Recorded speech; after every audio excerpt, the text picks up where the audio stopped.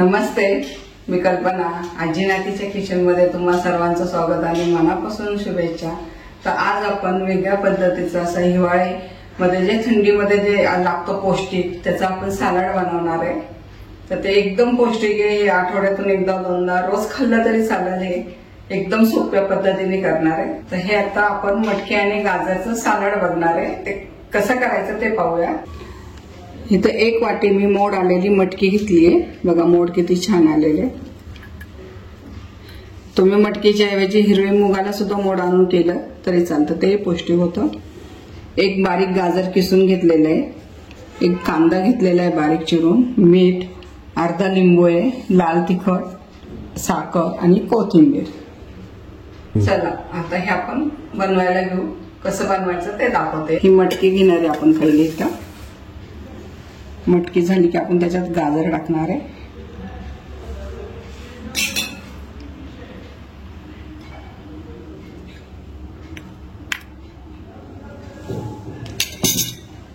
गाजर टाकतात, कांदा तुमच्या आवडीनुसार, जास्त लागला जास्त टाका, कमी लागला तर कमी टाका. छान लागतो हा कांदा पण कच्चा त्याच्यात.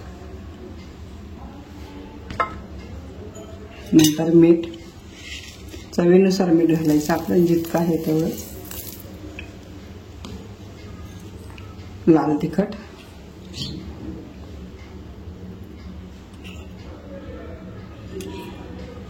आणि अर्धा लिंबाचा रस आहे. तुम्ही रसाच्या लिंबाच्या ऐवजी दही वापरलं तरी चालेल, त्याची पण छान लागते. हे इथं मी लिंबू वापरते.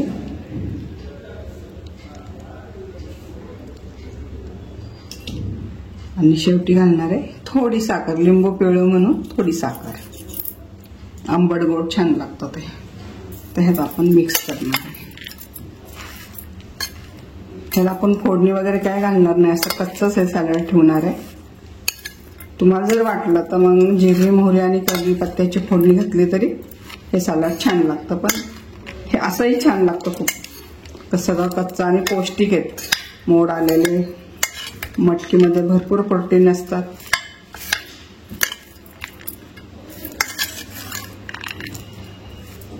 गाजर पण चांगलं असतं खाल्लेलं डोळ्यांसाठी.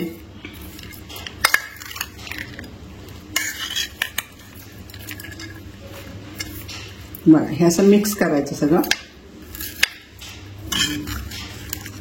किती छान दिसतं मला रंग वगैरे त्याचा.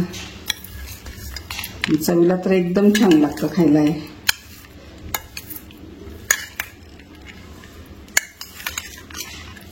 हे आता आपलं मिक्स करून झालेलं आहे. तर शेवटी आपली कोथिंबीर राहिली. कोथिंबीर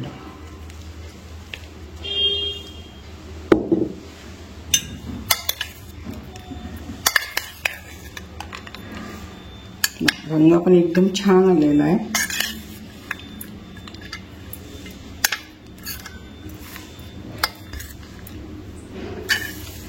डायबिटीस वाल्यांसाठी हे छान रेसिपी आहे, कारण तेल नाही काही नाही. आणि हे कशाबरोबर खाऊ शकता तुम्ही. नुसती खाल्ली तरी चांगलं, भाजी बिजी नसेल तर नुसती पोळी भाकरी बरोबर किंवा वरण भात घेतलं तर आपला हे तोंडी लावायला सॅलड छान लागतं.